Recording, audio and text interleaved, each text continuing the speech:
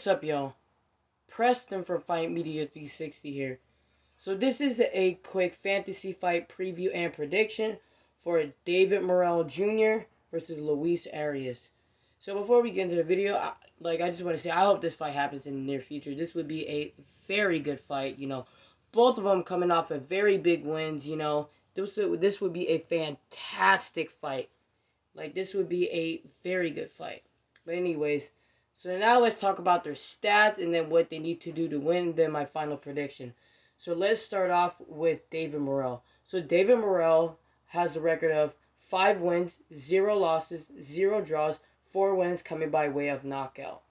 He stands at a height of 6'1" with a 78.5-inch reach. He's coming off a very good win, a very good actually knockout win against Mario Caceres. He knocked him the hell out in the first round. Mario was looking at the stars. So, alright, so Luis Arias has a record of 19 wins, 2 losses, 1 draw, 9 wins coming by way of knockout. He stands at a height of 5'11" and his reach is unknown. Luis Arias is coming off a very big win against Jarrett Swift Hurd. That was a very big upset.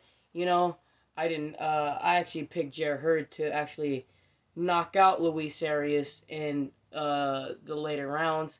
But Luis Arias, he proved that he's a very tough fighter, and he can hang with top fighters. So yeah, so now we got that out the way. So now let's talk about what they need to do to win, and then my final prediction. So let's start off with David Morrell Jr. So, obviously, again, David Morrell is coming off a very good win against Mario Caceres, first round knockout. So what I would really like him to do is kind of neutralize Luis Arias's pressure fighting and his boxing abilities, because Arias is that kind of fighter who switches between being a very good boxer, being a boxer, to being a pressure fighter.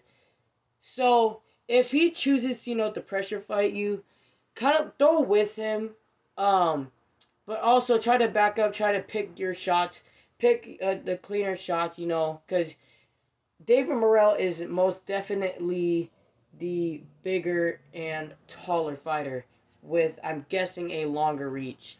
So he needs to use those advantages against Luis Arias.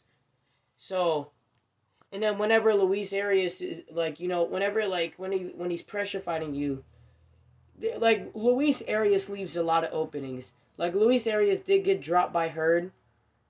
In my opinion, I thought the first knockdown was a knockdown. You can, disagree with me, but against Hurd, I thought Arias got knocked down the first time. I thought that was an okay call. It could have gone either way depending on the judge. The ref, I meant. But really kind of use your power advantage over Arias, because again, David Morrell has a lot more power than Luis Arias. So definitely use that. And I would really like him to work on fighting in the inside, because even though we all know of how good David Morrell is, very good boxer, hits very hard, but he does need to work on his ability to also fight in the inside. Because if he ended up fighting Luis Arias, Arias is a fighter that is very good at fighting in the inside. So he definitely needs to learn how to fight in the inside against Arias. And then, throw the harder and cleaner shots against Arias. And then also, if you, if you neutralize his pressure fighting game, then most likely Luis Arias is going to want to box. Is most likely want to box. So, and we all know who's the better boxer between Morrell and Luis Arias, because Morrell is a lot better boxer. So if he chooses to box, neutralize that, use your boxing skills also, also break down Luis Arias' body, because again, David Morrell is a very good fighter, but he doesn't hit the body a lot. Yes, he's only 5-0, but he doesn't hit the body a whole lot. You know, um, he does hit the body, but not a whole lot. And especially when you're fighting a guy like Luis Arias, the body is gonna be the key to victory for you, because Arias leaves his body wide open. Like it proved that against Jarrett Hurd, even though he won almost every single round, his body was wide open and his face was wide open. So Morrell can easily just counter him every time and then tear up that body of Arias and make Arias like worn down and very tired, you know. Um, and then just pretty much just kind of like look for the stoppage against Arias. And that's what really Morrell needs to do is uh work on fighting in the inside against Arias, because Arias is most likely gonna want to fight in the inside. So he definitely needs to learn how to fight in the inside against Arias. Number two, he needs to throw more body shots if you're gonna fight a guy like Arias. Because Arias, Arias, he leaves his body wide open. Even though I don't think Arias got stopped. No, he never been stopped. But Aries does leave his body wide open, and he also leaves his face wide open. So, like pretty much just time him, like body to head, and then also he also needs to box against Arias, because if Arias again decides to box, like outbox him, so that's what David Morrell needs to do to win. So now Luis Arias. So what I would like to see from Luis Arias is kind of like what I said with Morrell, is Morrell isn't a good fighter at fighting in the inside, because when David Morrell fought Mario Caceres, I know it ended early, but when like Mario, when he was fighting in the inside, he was having a little bit of moments in like the clinch. So kind of like fight up close against Morrell, kind of like do what Jeremiah's Nicholas Ponce did against Lewis Ritson, which Ponce, he was just being like, he was a very good pressure fighter in that fight, and he clinched like kind of a lot in that fight, but because he doesn't want to risk getting hit like by Lewis Ritson, because Lewis Ritson, if he ends up, because if he was like Lewis Ritson ending up throwing his hands, there can be a lot of problems for Ponce, because Ritson, again, he threw like he does have a little bit of power. So kind of like do what Ponce did, is kind of like neutralize, like kind of like use your what is it called? Use your what is it called? Your experience, and you know kind of like outsmart Morrell, you know, and also make Morrell very, very, very uncomfortable with their pressure fighting. And also, I wouldn't like to see Luis Arias outbox Morrell, because that ain't gonna happen. If you're just gonna come in and try to box Morrell, that you're gonna have a tough night.